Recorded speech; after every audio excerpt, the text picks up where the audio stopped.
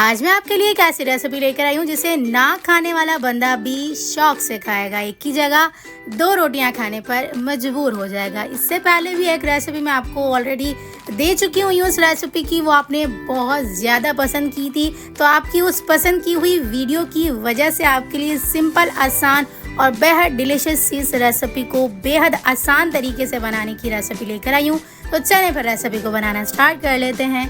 बिस्मिल्लाहिर्रहमानिर्रहीम। यहाँ पर ना मैंने 350 ग्राम्स के करीब हरी मिर्चें ले ली हुई हैं। मोटी वाली हरी मिर्चें ली हैं। इसे धोकर ड्राई करने के बाद ना बीच से इस तरह से कट लगा लिया। अच्छा, कट लगाने के बाद अगर आपको बीच में से जो है ना काले बीज नज़र आ रहे हो तो आप इसे डिस्कार्ड कर लीजिएगा। अदरवाइज़ अगर आपके यहाँ पर मिर्चें सही हो यानी वाइट बीज हो तो आप इसे कटिंग करने के बाद फ़ौरन से फ्राई कर लीजिएगा, नहीं तो थोड़ी सी देर में ना इसके बीज जो है ना वो काले पड़ना स्टार्ट हो जाते हैं। तो इसलिए यहाँ पर मैंने जो है ना कटिंग करने के बाद फ़ौरन से इसका कुकिंग प्रोसेस स्टार्ट कर लिया था। अच्छा, यहाँ पर मैंने मोटी मिर्चें ली हैं। अगर आपके पास घर में सिंपल अवेलेबल हो जो पतली वाली तीखी मिर्चें होती हैं ना तो उसमें भी बनाकर रेडी कर सकते हैं, कोई इशू नहीं है। फ्राई होने के बाद तीखापन जो है ना मिर्चों का ख़त्म हो जाए, तो इसलिए आप जो है ना सिंपल घर की ही रखी हुई मिर्चों में भी बनाकर रेडी कर सकते हैं, कोई इशू नहीं है।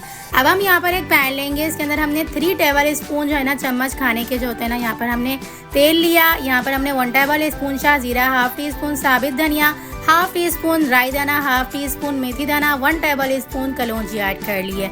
कलौंजी हमने ज़्यादा इसलिए ऐड की है क्योंकि कलौंजी में ना मौत के सिवा तमाम अमराज का जो है ना वो हल है, शिफा रखी है, तो इसलिए हमने कलौंजी ज़्यादा ऐड कर दी है। हल्का सा यहाँ पर लाइट सा मसालों को कराएंगे। उसके बाद ना जो हमने हरी मिर्चें कटिंग की थी ना वो इसके अंदर हम ऐड कर देंगे। लाइट सा मिर्चों को फ्राई कर लेंगे। 1 टेबल स्पून नमक, यहाँ पर हमने जो है ना हाफ टी स्पून कुटी हुई लाल मिर्चों का पाउडर ऐड कर देंगे।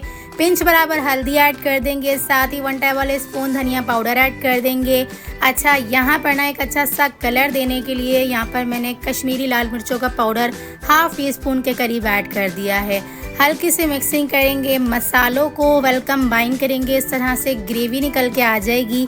उसके बाद ना यहाँ पर हमने 4 to 5 टेबल स्पून दही ऐड करना है। दही ऐड करने से पहले ना मिर्चें जब अच्छे से नरम हो जाएंगी ना उसके बाद 1 टेबल स्पून सौंफ ऐड कर देंगे। सौंफ मैं इसलिए एंड में ऐड कर रही हूँ क्योंकि हमें सिर्फ खुशबू चाहिए थी, ग्रेवी ऑलरेडी हमारी बन के आ चुकी हुई है। तो सौंफ ऐड करने के बाद ना हमने यहाँ पर साथ ही दही ऐड कर देनी है। एक अच्छी सी मॉइस्चर देने के लिए यहाँ पर मैंने दही ऐड किया। अच्छा, यहाँ पर मैं आपको बताऊँ दही ना आप फेंटी हुई ऐड करिएगा, नहीं तो ना यहाँ पर दही जो है ना फट जाएगी।